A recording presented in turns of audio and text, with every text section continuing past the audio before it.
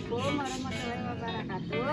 Saya Ananda Tias dari kelas manajemen akan mendefinisikan atau menjelaskan tentang perilaku organisasi. Langsung saja ke definisi perilaku organisasi sendiri, yaitu ilmu tentang perilaku individu dan kelompok yang saling berhubungan dan memiliki pengaruh antara satu sama yang lain dengan menerapkan pengetahuan dalam menjalankan aktivitas suatu organisasi. Sedangkan untuk tujuannya yaitu ada 5. Yang pertama, untuk meningkatkan aktivitas organisasi. Yang kedua, untuk mencapai suatu tujuan organisasi yang optimal. Yang ketiga, untuk mengembangkan cara berpikir individu di dalam suatu lingkungan organisasi. Yang keempat, yaitu untuk bisa mengembangkan kompetensi kehidupan organisasi yang lebih baik. Dan yang terakhir, yaitu yang kelima, untuk mendeskripsikan, menjelaskan, memprediksi, dan mengendalikan perilaku. Nah, manusia adalah faktor utama yang sangat penting dalam setiap organisasi apapun.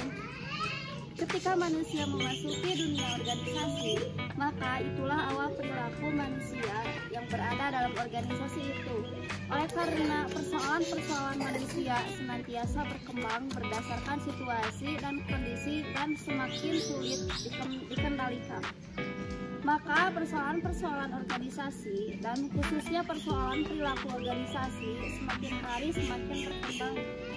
Adapun hal yang sangat penting dalam satu organisasi, di dalam satu wadah organisasi itu yaitu ada struktur organisasi, yang dimana merupakan sebab penting perilaku individu dan kelompok, karena di dalamnya terdapat pola dan strategi pekerjaan yang tersusun dalam suatu organisasi tersebut.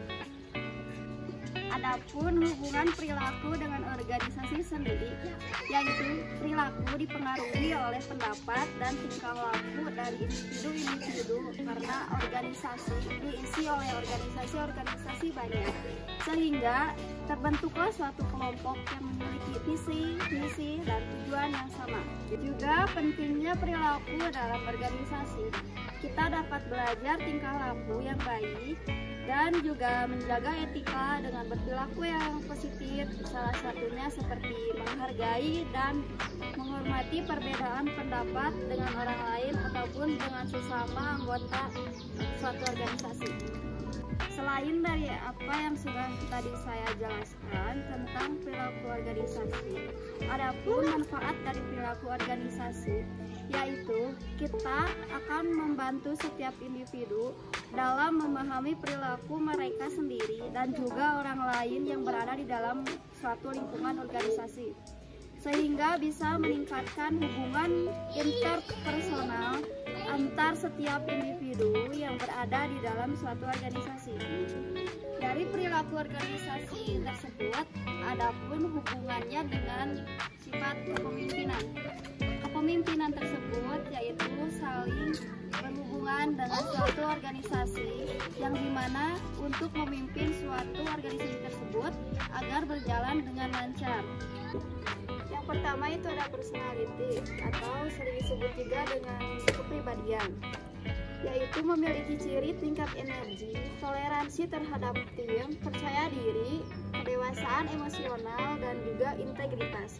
Yang kedua itu ada motivation ataupun motivasi, yaitu orientasi kekuasaan tersosialisasi, kebutuhan kuat untuk berprestasi, memulai diri, dan membujuk.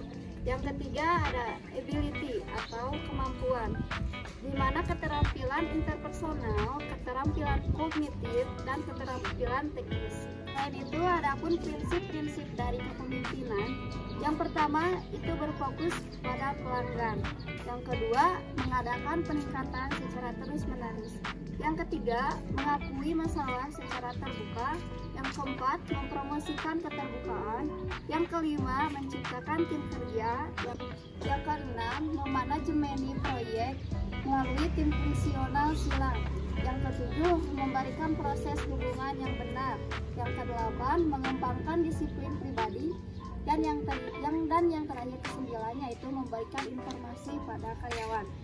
Selain itu, ada fungsi dari kepemimpinan, yaitu berhubungan langsung dengan situasi sosial dalam kehidupan kelompok atau organisasi yang mengisyaratkan bahwa setiap pemimpin berada di dalam situasi tersebut. Nah, teman-teman, sekian dari penjelasan yang telah saya sampaikan tentang perilaku organisasi tersebut. Kurang lebihnya mohon minta maaf.